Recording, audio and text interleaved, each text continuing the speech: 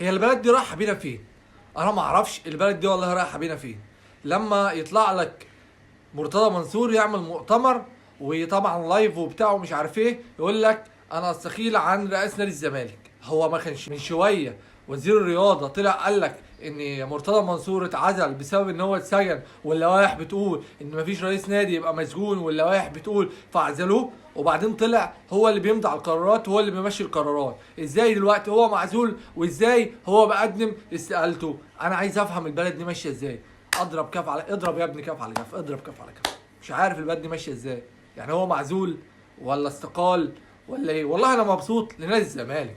انت في خراب في نادي الزمالك، هي دي البرومه اللي كانت شغاله في نادي الزمالك. الحمد لله سابت النادي ومشيت هي وعيالها. يا رب النادي يتصلح وعشان يبقى فيه منافسه على بطوله الدوري المصري يبقى كويس ان شاء الله. الدور على اتحاد الكوره هو كمان يتشال